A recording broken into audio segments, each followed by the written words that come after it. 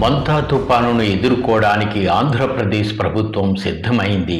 శ్రీకాకుళం, విజయనగరం, విశాఖపట్నం, తూర్పు గోదావరి, పశ్చిమ గోదావరి జిల్లాల నుంచి తిరుపతి వరకు 19 జిల్లాల్లో ప్రజలకు ప్రాణహాని తలెత్తకుండా చర్యలకు అప్రమత్తమైంది. తుపాను ప్రభావం బారిన పడొచ్చని భావిస్తున్న 1238 గ్రామాలను గుర్తించింది. 1902 సహాయక శిబిరాలను ఏర్పాటు చేసింది. 14,798 విద్యా సంస్థలకు సెలవులు ప్రకటించారు. ఎన్డీఆర్ఎఫ్, ఎస్డీఆర్ఎఫ్ బలగాలను సిద్ధం చేశారు. అలాగే అగ్నిమాపక బృందాలు, పడవ బృందాలు, కలప కోసే బృందాలు, లైఫ్ జాకెట్లను సిద్ధం చేశారు. వందలాది వైద్య బృందాలు, 108, 104 అంబులెన్సులు అప్రమత్తం చేశారు.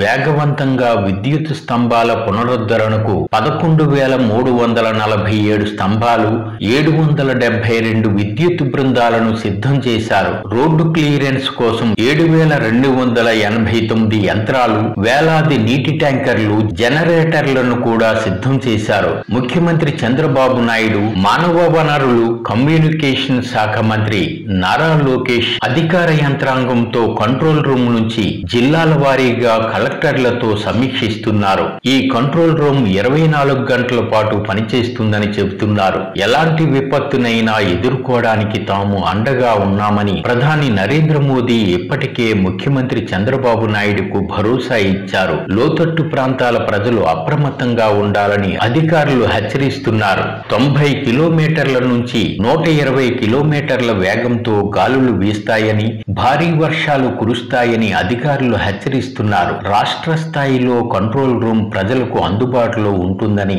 రాష్ట్ర హోంమంత్రి వంగలపూడి అనిత తెలిపారు. ఇందుకు సంబంధించి ఎమర్జెన్సీ ఫోన్ నెంబర్లను కూడా ప్రకటించారు.